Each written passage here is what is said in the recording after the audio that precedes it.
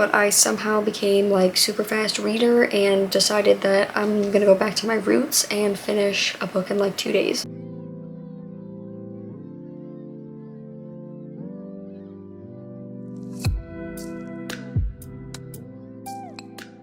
Hello besties, it's Kira. Welcome back to my channel. So today's video, we're going to be doing my October wrap-up. So we're going to be talking about the 5 books that I read in the month of October. And I feel like it honestly was like a pretty good reading month. I'm getting out of my slump because I don't know, the last like couple books that I've been reading, I've been like really enjoying. I'm sharing my thoughts, my rating. Majority of them were actually in reading vlogs. So I did 2 reading vlogs. So if you want to see like more in-depth thoughts and stuff like that, definitely go watch those videos. Make sure to follow my socials down below. I love my goodreads, my Amazon watch list, stuff like that. Leave them down there if you want to check it out. Like, comment, and subscribe for this movie. And let's just get right into it. Okay, before we start, I'm gonna talk about the 6 books that were on my October TBR and then which ones I actually read out of them. So I will put up on the screen all 6 books. I read 2 out of the 6, which is like not great. At least I read some. You know what? I'm gonna call that a win. So let's just get right into the books that I read. To start off the month, I featured this in a reading vlog. I think it was like a fall reading vlog. I decorated my room for fall and I read a like fallish kind of cozy book. That book was Unnatural by Mia Sheridan. So this is like, I think the second book technically. I think it's called the Men and Monsters series. The first one is Unwanted. I read that last year. I really liked it. They're basically like romantic suspenses. I gave this one 3 stars. I honestly don't remember too much from it, so definitely check out that reading vlog. Basically it's about this woman and she was part of this like drug thing when she was growing up, where like a bunch of these kids who had this like specific disease went to this hospital to get like treated, and they were just like on a bunch of drugs. A lot of them died, but she ended up like being released from it and she got adopted by this guy. And there was this like one boy that she met one night that she thought was like a dream. It was this like whole thing. Basically it's all these years later and she sees the same guy. It's kind of like they're rekindling and them just like figuring out and talking about like what happened to them. I do remember liking the first one a lot better. I feel like the romance in this, like from what I remember, I felt like was just like a lot quicker and didn't have as much like depth to it. And the thing about these is that they're romantic suspenses, so I feel like there's got to be a good balance between the suspense aspect and the romance aspect, because I was very interested in the suspense aspect. The person who was like the investigator was the same guy from the first book, so we got to see a little glimpses of the characters from the first book, which I really liked. I don't know, I felt like this one was just like a lot more romance, and then at the end, little chunk is when we got like a rushed explanation of the whole thing, like why they were doing this, who was doing it. It's just like, it's not something I prefer. I actually was invested in the mystery, and like when I feel like we didn't like get much of it, I was like, oh, I like really wasn't that interested in the romance, which was weird. And him kind of being like mostly robot was kind of like, how am I supposed to like envision this? You know what I mean? Like him having like literal metal parts. I'm like, oh, I know it's fiction, but to me it just didn't really make sense. I mean, I read it pretty quickly from what I remember. I like Mia Sheridan's writing style and all that. I don't know if there's going to be more in the series. I feel like there wasn't any hints that there was going to be more, but this cover, very fall.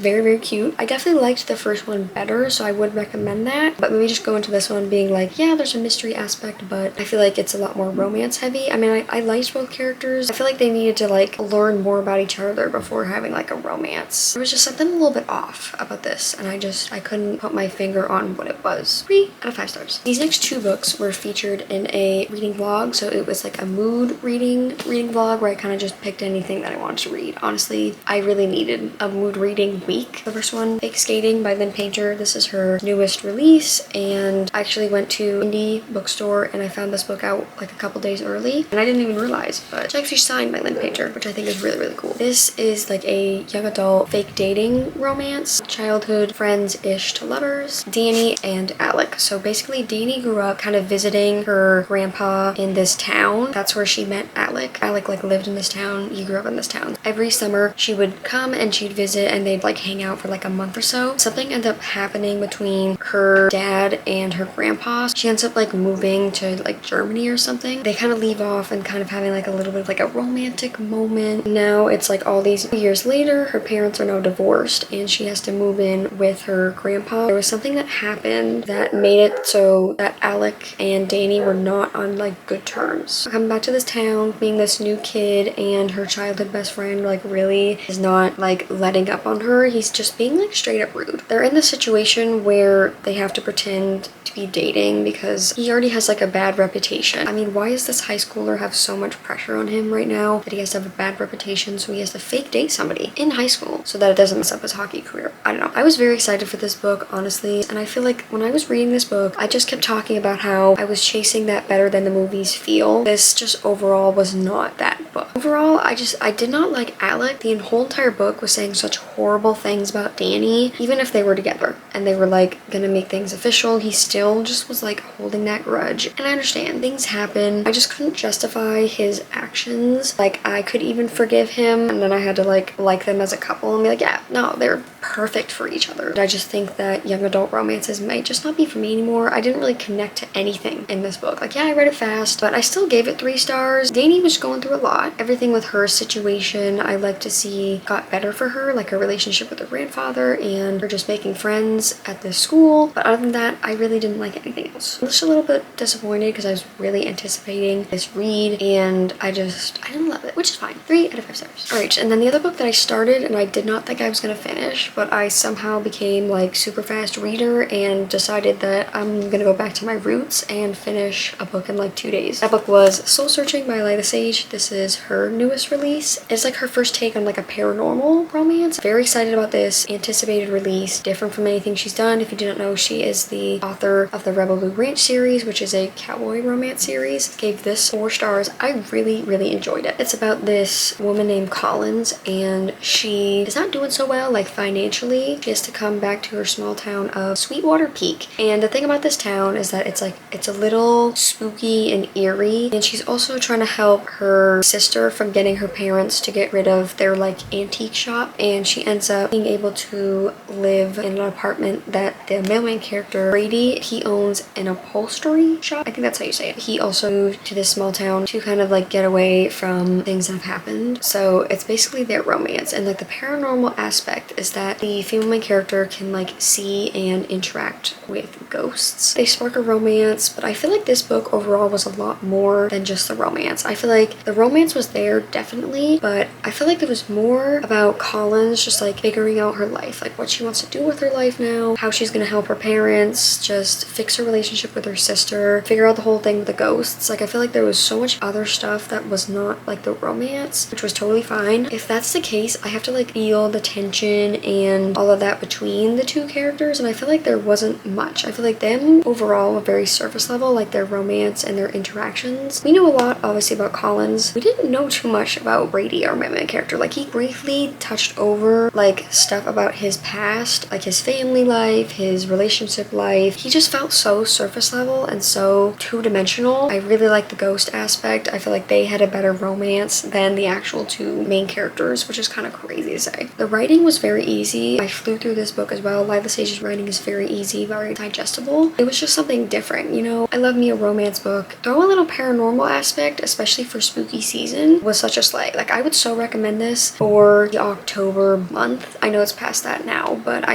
read it at a perfect time. The vibes really got me in this book. They were so like eerie and like spooky, and I just was obsessed with it. Like, I loved it. I think there is actually going to be a second book about her sister. 4 out of 5 stars, would definitely recommend. All right, this next book I did have a physical copy for, but I did just unhaul it. It's Fall I Want by Lyra Parrish. I am so sorry if I'm not pronouncing that right. This one was like, again, another like all-time read. I mean, look at the cover. This one was like a small town romance between these 2 characters, and the female main character, I don't remember her name, but she has kind of like lived in this small town her whole life. She's like in her 30s and she's like working at this coffee shop, and this is where the male main character, again, I don't remember their names, he is like this billionaire. He comes to a small town because he's got a lot of like press stuff going on in his life with a breakup, and he kind of just wanted to come to the small town where his mom really liked to go growing up. And they have this kind of like meet cute where he comes in to the coffee shop that she works at, asks for this like specific fancy like New York City drink, drink. He tells her it does not taste very good. Having to fake date basically to get their exes off of their backs. How do I say this nicely? I did not like it. I gave it 2 stars. Read this book quickly, but I did not really enjoy it. I feel like it was so instant attraction, instant love, and there was this aspect, which I forgot I did not mention, where she had like this guy that she would dream about, called him Mr. Dreamy. She would like dream about this very specific looking guy, and lo and behold, this billionaire guy comes into the coffee shop, and oh my god, guess what? It's exactly Mr. Dreamy. Okay, sure. What are the chances? And then there's his side where his sister perfectly describes Autumn, the female main character, as being like the woman he's going to end up with. So as soon as he sees her, yeah, I mean, she's supposed to be my dream woman, but I don't think so. Like, it was so cringe. I feel like when it had something like that right off the bat, it's already setting up the 2 main characters for failure for me, because then they just like there's no depth. I feel like they're like, oh, well, it's already going to be the person I'm with, so like they're kind of just accepting it. I don't know how to describe it. The sun is not vibing with me. Everything was like so fast and so real. They should acknowledge that it was fake and tell me why they got married in this book. Like, is it probably supposed to be like a cutesy little fall palate cleanser romance? Yes, I knew that going into it. I still have to like enjoy my time. 2 out of 5 stars. Just like wasn't my thing. And then the last and final book that I read in the month of October was Mate by Allie Hazelwood. Sorry guys, the lighting, I don't know where it came from. This is her newest release. I would say me and Allie Hazelwood have a very toxic, like on and off relationship. I love some of her books. I DNF and don't really like others. This one I gave 4 stars. I really liked Bride. So this is like a continuation or companion novel. This one is about the friend and like a different guy and like the wolf pack or whatever. Serena, and I think it's pronounced Cohen if I'm not mistaken. She is like a hybrid, so she's like half werewolf, half human, and her mate ends up being a alpha, which is like the very top guy, I guess, of a pack. I was just confused about a lot of things in this book. Just overall, all the information that was being thrown at me, and like the stages of like people and who's what to who. The vampires are like after her because she's a hybrid, and they're trying to like get the vampires, the humans, and the werewolves to like all like each other, but it's really not working. So like this whole entire book, she's kind of like a target. So he is the alpha, and basically he cannot like be with her without like having to like step down because he made this like covenant thing. I don't think I'm describing this very well. I just felt like because they were like mates, it's like one of those situations where like you already know that they're gonna be together. Every interaction or every time they were together, like it was a little too just like attraction. I mean, they really did not do like too much until like a little bit more like towards halfway through the book, but I liked both characters. I felt like they matched each other's energy a lot. I liked our male main character. You could definitely tell that he was pushing her away, but like liked her and only liked her. But there was a part that it was probably like a solid chunk of this middle end that was just straight up smut, and I really did not like it. I really was just like skipping and skimming because like I really just did not want to read that. I feel like we lost the plot. It's good. I definitely think I liked Bride more. Like overall I liked it. I liked the characters, but I just feel like we lost a little bit of the plot towards like the middle end. Me and Allie Hazelwood are kind of just neutral at the moment. 4 out of 5 stars. It is time to wrap up this video. I hope you guys enjoyed. It overall was like a good solid reading month. I feel like I definitely am like getting back in my reading era, which sounds like really dumb. I'm just like a lot more eager to read. That is all for me. I hope you guys enjoyed. Make sure to follow my socials down below. Love like goodreads, my Amazon wishes, stuff like that is in down there if you want to check it out. Like, comment, subscribe, and me. And I will see you guys next week for what I believe is a book on haul. I will see you guys in the next one. Bye!